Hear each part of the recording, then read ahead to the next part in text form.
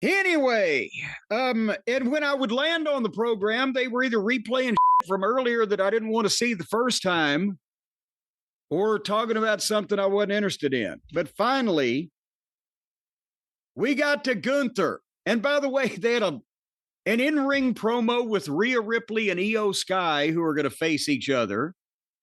And Finn and JD beat the New Day for the tag team title, and Rusev beat Sheamus. And we were already pretty much more than halfway through the show, I believe. But Gunther, in the ring, he did a classic promo last week, just ripped Goldberg and did kind of the same thing here. He said, "I'm not afraid of what is left of Bill Goldberg." My God, after the Vultures got him. And he said, "I could beat him in under 3 minutes, but I'm going to blow him up and embarrass him. And you don't like bullies? Well, I'm the biggest bully around and I'll treat you like a piece of crap. Still got it? You never had it." But I love him because he's one of the best promos in the company now, and English is his second language. But enough of me talking about how great Gunther is. Brian, tell me how great Gunther is. I think he's been the highlight of Raw the last couple of weeks. You know, Liv Morgan, I think, has been the highlight of Raw, and that she got hurt. Gunther's promos, he may be the best promo all year. Not just this run, but if you really think about what he does, the issue, and I don't know if it's just because it's Goldberg and, you know, it's cool to boo, I guess, the old good guys. But I don't know if it would happen if he was against anybody right now. He's almost turning himself babyface by being the big bully badass that no one could beat up. Well, and he's not really turning himself because now he's messing with Seth too, and we'll get there in a second. But again, that's what I like about him is he's not a chicken shit heel. He's not a lying, sneaking, conniving. He's a proud, pompous, arrogant heel who's good enough to back it up, and you can go either way with that. And it still doesn't. Again, you know, the thing I always talk about is I hate it when baby faces or heels do, especially baby faces, do things that they wouldn't do if they were who they are purported to be. It's out of character for them. It's bad booking to make them do or say things that you don't think that personality would do or say. And Gunther doesn't do it. And, you know, he ripped up Bill Goldberg. He's taken Bill Goldberg away from Bret Hart now.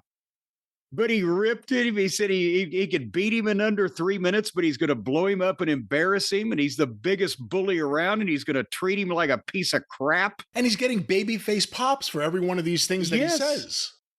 Well, because again, you know, this is a newer generation, and they like the Bret Harts, and they like the legends that their favorite wrestlers look up to and like. But has anybody ever, my favorite wrestler was Goldberg in the business?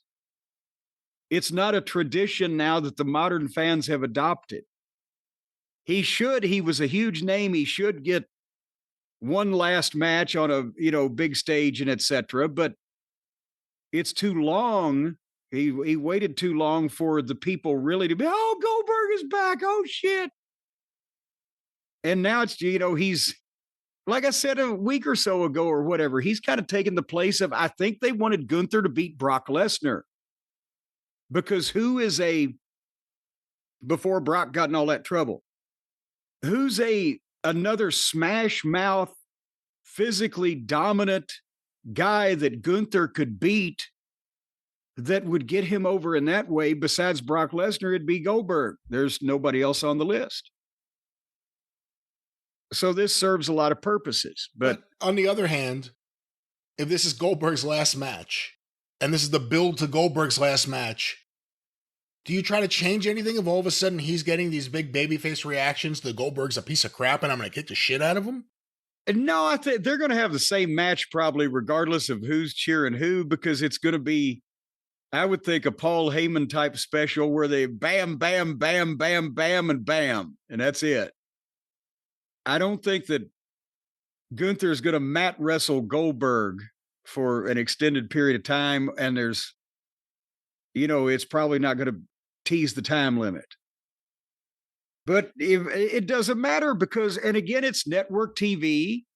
That's a better audience for Goldberg than the streaming.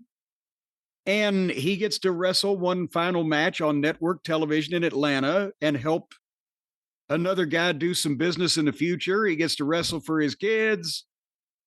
Gunther, everybody comes out better for it. You think they're going to put Ventura on commentary for that match? Oh, good Lord. I don't know whether I hope not for Goldberg's sake or whether I hope so for our entertainment's sake. Because who knows what could be said in that situation. But anyway, so Gunther finished with Goldberg and then he said, and then I'm going to be the one to say, who's next? And Seth's music plays and he gets a big pop, but he comes out with Paul and they take a long time to get in the ring and speak. And Seth was crowing about preventing Punk from being the champion over the weekend. But he said, when I won Money in the Bank, I said that it would be an assault on both titles. Well, congratulations, champ. And before they get a chance to say anything else, like Mussolini, but he got to leave the country. Here comes Punk, and he tackled Seth, and boom, boom, boom, boom, boom. And Seth runs out into the arena, and they're chanting CM Punk. And Punk sees that Seth ain't coming back, and he turns around to leave, and Gunther grabs his arm, like, hey, don't walk away from me. And Punk shoves Gunther down and storms out, and Gunther's like, well, I never. And then you see Seth standing in the bleachers, and suddenly LA Knight is behind him eating popcorn. This was the best segment of the show. And then he hit him with the popcorn, and they fight into the breezeway near the concession area in an obviously cleared and roped off area designed for their fight, with guards holding back multitudes of people that are standing out there for no reason. Did they advertise the fight in the concession area? Not that I'm aware of, no. Why were all those people standing there? How did they know? When LA Knight went up there to get his popcorn, he said, hey, gentlemen, please follow me. I want to make sure no fans are going to be hurt because I'm about to do something that I'm allowed to do because I'm a wrestler. But I mean, seriously, I mean, I can see the school of thought that if there are people out there, it looks more legitimate, but it didn't look legitimate because of the way the people were arranged and then parted by barricades. But then if it doesn't look legitimate, then why have people there? Okay, to make noise, but then can't you make it any less obvious that, and again, what did they do? Did people just notice them roping off the entire concession stand and stand there to wait to see what was going to happen? Yeah, maybe they thought Jey Uso was next. Actually, they've given you kind of they've given you something that makes sense as a plausible reason. They thought Jey Uso was about to come up there and yell at the camera and come out. He's done it plenty of times. Yeah, he's about to come up there and yeet and go back to where he came from.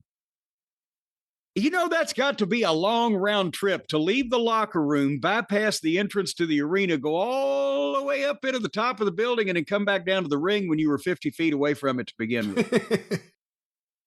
I guess so. Think about that now. It was nice to see that Punk came out to Cult of Personality. I thought he may come out to the Brenda Lee classic, I'm sorry. Oh, come on now. So sorry. That I such a fool. Keep going. You know the lyrics. That I tweeted. I was gonna try to customize it, but that I tweeted you mean. All right. Well, speaking of mean tweets, let's get back to this. Like show. Mussolini, if he was sorry. That works. What was somebody on Twitter said? Like Mussolini in Italy, just like it's 1943.